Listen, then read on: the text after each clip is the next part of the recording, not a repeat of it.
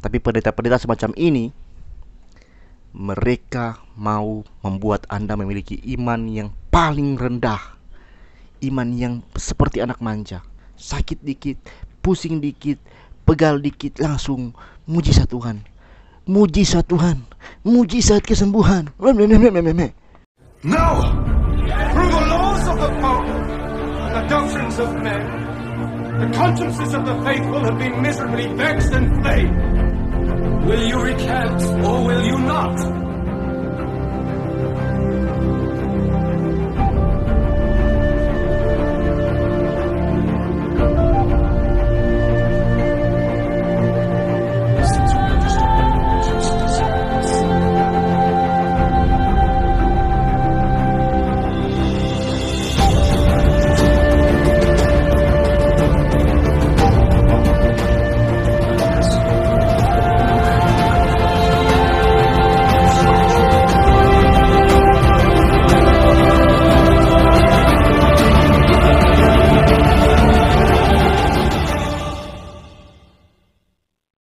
Guys, yang namanya kesembuhan, ya, semua orang butuh kesembuhan, ya kan? Dan memang dalam Alkitab, Yesus itu pernah melakukan banyak mujizat. Bahkan pernah Yesus hanya diam saja, nggak bikin ngapa-ngapain. Ada orang yang sakit pendarahan, menjamah dia, sembuh, ya. Jadi kuasa kesembuhan itu keluar dari Yesus itu seperti natural gitu ya. Seperti, ya dialah sumber kesembuhan itu kan. Nah, tapi di sisi lain, Yesus juga sebagai Tuhan, dia adalah sumber hikmat yang kemudian menghadirkan ilmu kedokteran, menghadirkan ilmu-ilmu kesembuhan ya, lewat medis. Itu juga semua pekerjaan Tuhan. Bukan hanya yang supernatural yang merupakan pekerjaan Tuhan. Semua yang natural, semua yang alami, yang saintifik, itu juga pekerjaan Tuhan. Orang yang sakit tumor misalnya, ketika dia pergi ke rumah sakit, dia nggak sembuh, ya, tapi dia mensyukuri itu juga pekerjaan Tuhan. Ketika ada orang yang sakit, kemudian dia berdoa dan dia sembuh, dia berdoa sendiri, itu juga pekerjaan Tuhan. Tapi saya nggak percaya. Tapi saya nggak percaya pendeta-pendeta mujizat itu pekerjaan Tuhan. Saya nggak percaya. Kenapa saya nggak percaya? Karena untuk apa ya kan? Kalau doa kita sendiri itu dapat menyembuhkan kita, kenapa harus pakai pelayanan pendeta kesembuhan? Saya juga pendoa orang sakit, saudara-saudara. Saya punya gereja di dekat rumah sakit, dan kalau ada jemaat yang sakit, itu pergi berdoa. Tapi saya bukan sumber kesembuhan itu. Saya juga hanya mendoakan, hanya memohon kepada Tuhan supaya Tuhan menyembuhkan. Memohon ya, bukan perintahkan Tuhan sembuhkan. Oh, enggak. Saya memohon, Tuhan sembuhkanlah bapak atau ibu yang sakit ini. Kalau dia sembuh, itu bukan karena doa saya, bukan hanya karena doa saya saja. Bisa jadi juga karena doa dia sendiri, doa mamanya, doa istrinya, anaknya, ya kan? Kita semua berdoa dan Tuhan menjawab, bukan hanya doa satu orang. Ya. Para pendeta mujizat itu mereka seringkali mudah sekali mengelabui orang yang sakit kemudian sembuh, dan orang ini berpikir bahwa dia sembuh karena pendeta ini. Nah, jadi saya selalu mencap semua pelayanan mujizat dari pendeta-pendeta itu adalah satu trik untuk mengelabui umat supaya membuat pendeta ini menjadi orang yang disegani, disanjung. Ya, karena mereka akan mendapatkan satu pujian yang sebenarnya nggak layak mereka dapatkan. Kesembuhan dari seseorang. Orang itu berpikir, oh saya disembuhkan setelah didoakan oleh pendeta ini. Padahal istrinya, suaminya, anak-anaknya, dia sendiri berdoa juga. Dan Tuhan menjawab doa mereka. Tapi kebetulan aja dia sembuh setelah pendeta itu mendoakan. Dia klaim itu adalah karena pendeta ini, dia diurapi, dia hamba Tuhan yang hebat, dan dia patut menerima persembahan yang melimpah. Ya. Itu ya saudara-saudara, saya sangat-sangat tidak percaya yang namanya pendeta pembuat mujizat. Kalau ada pendeta yang mengklaim bahwa dia dapat memberikan kesembuhan dari Tuhan, dia palsu. Karena apa? Karena semua orang, termasuk Anda juga, meskipun bukan pendeta, Anda juga bisa memohon kesembuhan dari Tuhan. Ya kan? Kalau kalian bilang, oh ada pendeta yang punya karunia, karunia itu ya pemberian Tuhan, ya kan? Bukan hak paten. Jadi kalau misalnya kalian juga mau minta, silakan minta. Nah, lantas kalau demikian, apa gunanya ada pendeta mujizat? Nggak ada guna kan? Hanya ya trik-trik untuk mengangkat diri sendiri itu, melabelkan diri itu diurapi lah, punya karunia kesembuhan. Padahal semua orang juga bisa mendoakan kan, mendoakan untuk kesembuhan. Nah, teman-teman, di video ini akan saya tunjukkan satu video pelayanan mujizat. Ya, pelayanan mujizat. Pelayanan mujizat. Ada seorang pendeta mengutip ayat ketika seorang wanita yang mengalami pendarahan menjamah Yesus itu sembuh, dan dia bertindak, dia mengatakan bahwa ketika orang menjamah jubah dia juga akan sembuh. Mari simak videonya. Ya, ayat tadi tampilkan Markus 5 ayat 25 sampai 34. Saudara lihat ketika seorang wanita yang menderita pendarahan selama belasan tahun, dan dia berkata di dalam hatinya, asal ku jamah saja jubahnya, maka aku akan sembuh. Dan ketika dia menjamah jubah Yesus, ada urapan Tuhan yang dilepaskan, ada kuasa Tuhan yang dilepaskan. Dan malam hari ini ketika saudara menjamah jubah saya, ada kuasa Tuhan yang dilepaskan, ada urapan Tuhan yang dilepaskan. Saudara terima kesembuhan itu. Amin. Ya, siap? Ini baru jam 7.20, masih lama. Bilurnya sungguh heran, bilurnya membawa kesembuhan. Asal percaya saja semua sakit hilanglah, oleh darah Yesus tertolong. Bilurnya sungguh heran, bilurnya membawa kesembuhan. Asal percaya saja semua sakit. Bapak Ibu tarik, Bapak Ibu hanya jamah saja. Bapak Ibu jangan tarik.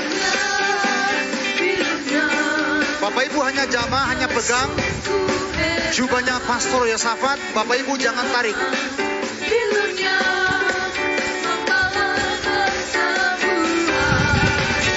Asal percaya saja semua sakit hilanglah, oleh darah Yesus tertolong.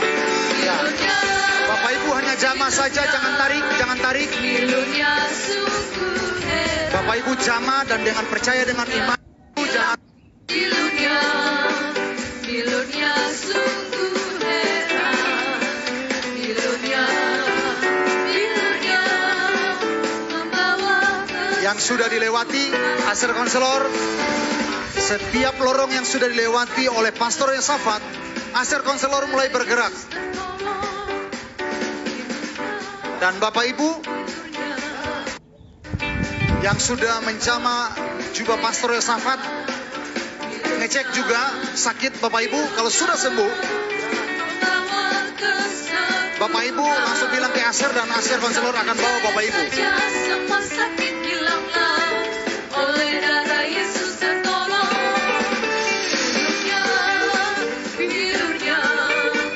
Bilurnya sungguh heran.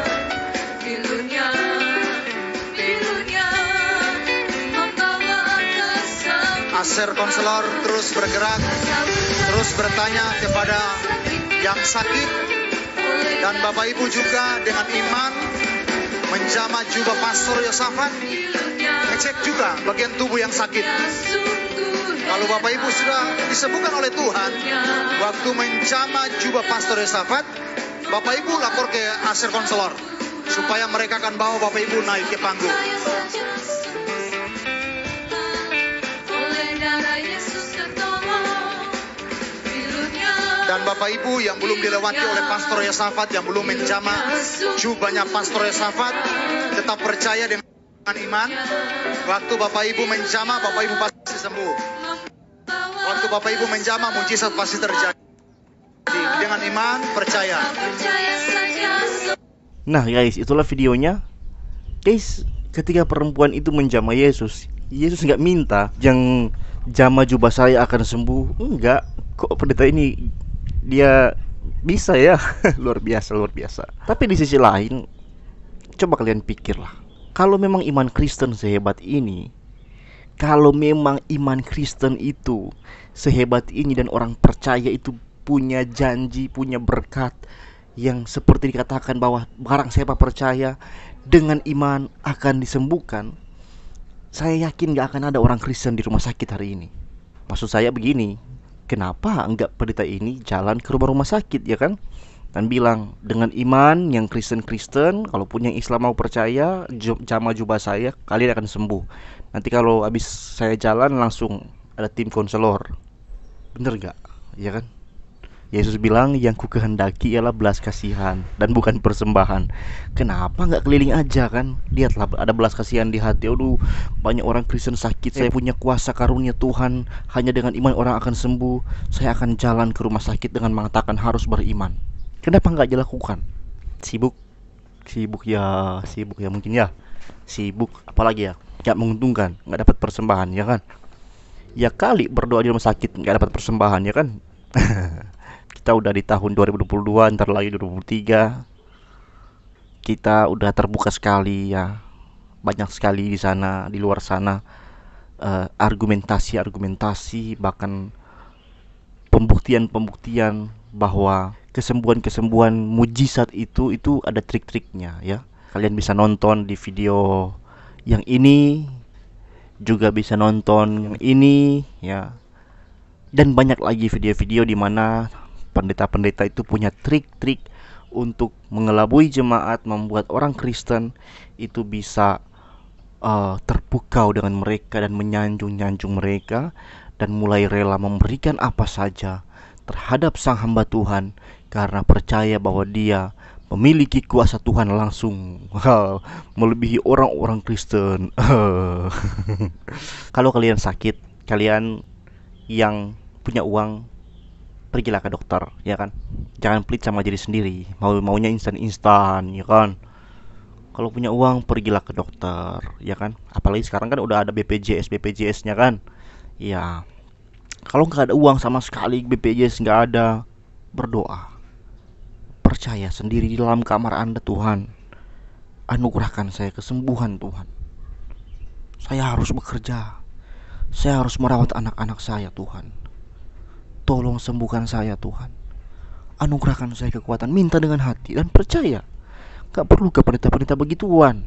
Ngapain saudara, ya kan? Ngapain? Lu punya iman, lu tahu berdoa, berdoalah sendiri. Kalaupun ada pendeta mendoakan, pastikan pendeta itu gak mengklaim kesembuhan. Dia juga memohon dengan rendah hati kepada Tuhan. Anda kalau sebagai pendeta mau mendoakan orang sakit, milikilah sifat doa yang bermohon kepada Tuhan. Jangan kau klaim kesembuhan seolah-olah kesembuhan itu hanya milik kamu sendiri. Orang yang kau doakan itu juga bisa berdoa untuk kesembuhan dia. Saudara-saudara, berdoalah sendiri ya. Percaya dalam doamu. Dan setelah berdoa, harus semangat, harus kuat, harus bangkit. Minum obat, ikut perawatan yang ada ya. Alright, labora. Jangan suka yang instan ya. Kalaupun gak sembuh sudah berdoa, ingat aja apa kata Yesus. Barang siapa mau mengikut aku, dia harus menyangkal dirinya dan pikul salibnya setiap hari dan ikut aku. Biarlah sakit ini sebagai salibku. Dia ikut Yesus setiap hari, dia bersyukur, dia memuji Tuhan sekalipun dia tetap sakit. Wah, itu luar biasa guys. Itulah mujizat sebenarnya. Ketika Anda dalam segala keterpurukan Anda, dalam segala penyakit Anda masih mengucap syukur, itulah mujizat. Tapi pendeta-pendeta semacam ini, mereka mau membuat Anda memiliki iman yang paling rendah. Iman yang seperti anak manja. Sakit dikit, pusing dikit, pegal dikit, langsung mujizat Tuhan. Mujizat Tuhan, mujizat kesembuhan. Mujizat yang sejati adalah Anda tetap bersyukur, berterima kasih kepada Tuhan. Sekalipun Anda sudah berdoa sendiri dengan sungguh-sungguh, tapi Anda tetap mengatakan thanks God. Terima kasih Tuhan, terpujilah namamu. Engkau Allah yang dahsyat, Engkau Allah yang hebat, Engkau Allah yang tetap menguatkan imanku sekalipun aku tetap sakit. Sekian video saya, Tuhan memberkati.